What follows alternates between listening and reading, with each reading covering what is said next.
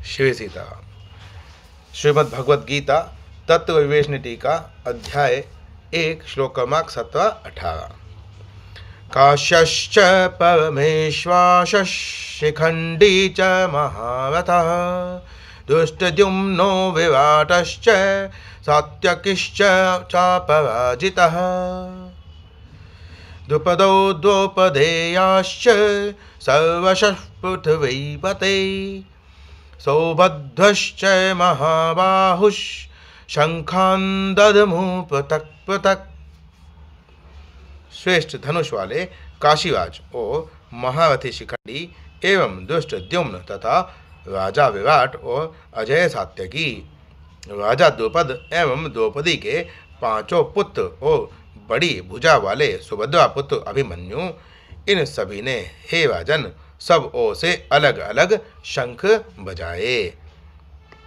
काशीराज दुष्टद्युम्न विराट सात्यकी द्रुपद तथा द्रौपदी के 5 पुत्र और अभिमन्यु का तो परिचय पहले प्रासंगिक रूप से मिल चुका है। शिखंडी कौन थे और उनकी उत्पत्ति कैसे हुई थी? उत्तर। शिखंडी और दुष्टद्युम्न दोनों ही राजा द्रुपद के पुत्र थे। शिखंडी बड़े थे, दुष्टद्युम्न छोटे थे। पहले जब राजा द्रुपद के कोई संतान नहीं थी तब उन्होंने संतान के लिए आशुतोष भगवान शंकर की उपासना की थी। भगवान शिव जी के प्रसन्न होने पर राजा ने उनसे संतान की याचना की। तब शिव जी ने कहा तुम्हें एक कन्या प्राप्त होगी। राजा द्रुपद बोले भगवान मैं कन्या नहीं चाहता, मुझे तो पुत्र चाहिए।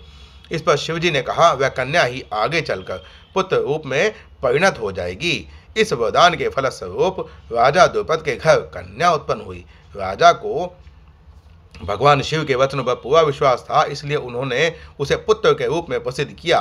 रानी ने भी कन्या को सबसे छिपाकर असली बात किसी पर प्रकट नहीं होने दी। उस कन्या का नाम भी मर्दोसा शिखंडी रखा और उसे राजकुमारों की सी पोशाक पहनाकर यथाक्रम विधिपूर्वक विद्याध्ययन कराया। समय पर दशार्ण देश के राजा हिरण्यवर्मा की कन्या से उसका विवाह भी हो गया। हिरण्यवर्मा की कन्या जब ससुराल में आई तब उसे पता चला कि शिखंडी पुरुष नहीं है, स्त्री है। तब वह बहुत दुखित हुई और उसने सारा हाल अपनी दासियों द्वारा अपने पिता राजा हिरण्यवर्मा को कहला भेजा। राजा हिरण्यवर्मा को द्रुपद पर बड़ा ही क्रोध आया और उसने द्रुपद पर आक्रमण करके उन्हें मारने का निश्चय कर लिया। इस संवाद को पाकर राजा द्रुपद युद्ध से बचने के लिए देव आराधन करने लगा। इधर पुरुषवेशधारी उस कन्या को अपने कारण पिता पर इतनी भयानक विपत्ति आई देखकर बड़ा दुख हुआ और वह प्राण त्याग का निश्चय करके चुपचाप घर से निकल गई। वन में शिखंडी की स्थूणाकर्ण नामक एक ऐश्वर्यवान यक्ष से भेंट हुई।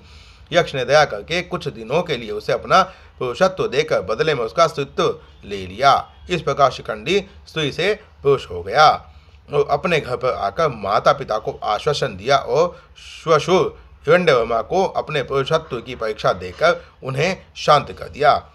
पीछे से कुबेर के शाप से स्थूणाकर्ण जीवन भर स्त्री रह गए। इससे शिखंडी को पुरुषत्व लौटाना नहीं पड़ा और वे पुरुष बने रहे। भीष्म पितामह को यह इतिहास मालूम था, इसी से वे उन पर शस्त्र प्रहार नहीं करते थे। वे शिखंडी भी बड़े शूरवीर महारथी योद्धा थे। इन्हीं को आगे करके अर्जुन ने पितामह भीष्म को मारा था। प्रश्न। इन सभी ने अलग अलग शंख बजाए, इस कथन से भी कोई खास बात है क्या? उत्तर। सर्वशः शब्द के साथ द्वारा संजय यह दिखलाते हैं कि श्री कृष्ण 5 पांडव और काशीराज आदि प्रधान योद्धाओं के जिनके नाम लिए गए हैं अतिरिक्त पांडव सेना में जितने भी रथी महारथी और अतिवीर थे सभी ने अपने अपने शंख बजाए, यही खास बात है। श्री सीताराम।